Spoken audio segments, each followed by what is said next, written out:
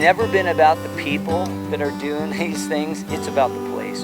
When I think about the activities I do, whether it's climbing the Grand, skiing the pass, or being on this water, I love these places. And because I love them, I try to take care of them. But it's never been about me. I would like to spread the word for other people to appreciate and respect these places. But really, for me, the place is where it's at. We're in one of the most intact wilderness areas in the United States. We have good bugs, we have good fishing. Because there's fish in the rivers, we have ospreys, we have, bears and things like that. It's a really interconnected system. I'm Jay Pistano, and I'm the Snake River Ambassador. Back in the 70s, when we were floating these waters and playing in the mountains, we weren't hearing too much about aquatic invasives or water temperatures or things like that. But now it's a pretty big deal. And so what we're trying to do through our surveys is make sure we don't have anything end up in these waters.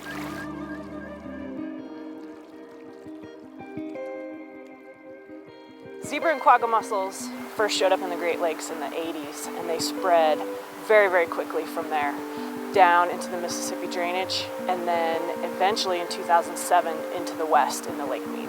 If these invasive species were to get into this watershed, the entire bottom of the Snake River would be covered. Humans are probably the #1 vector, and just about anything we do can bring them in. But the really specific things that we are concerned about as a weed and pest district include rafts, waders, those boaters on Jackson Lake, motorboats. It could be man-powered, motor-powered, fishing gear. I think there's a lot of vectors people don't realize. The bottoms of your boots, ballast water in your wakeboarding boat. We can go out and do our surveys as inspectors, but we need the rest of the people to get on board with us about draining, cleaning, and drying your boat, and being, and investigating what AIS is a little bit. We can stop it.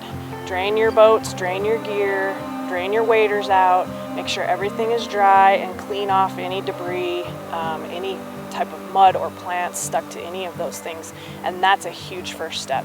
The challenge is really up to us as users of the river to protect the resource. And don't be afraid to speak out. If you see people putting in, you see their boats are dirty, you see they might have out-of-state plates, or your friends, they might have traveled somewhere, maybe they were just on the Colorado River. They need to be cleaning their boat and drying their boat. We got to take pride in what we do. We want to protect our waters. So hey guys, get out and do something right. Do the right thing.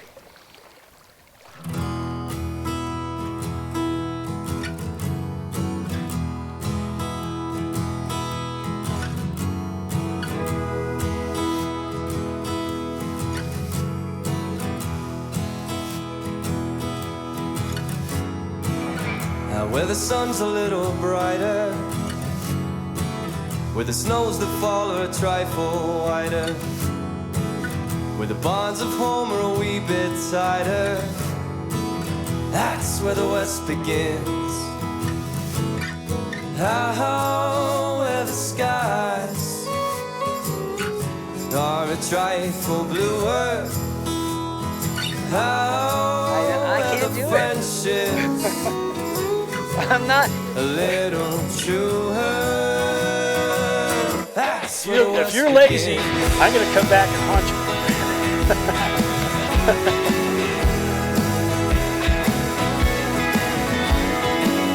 Now where fresh breezes are blowing,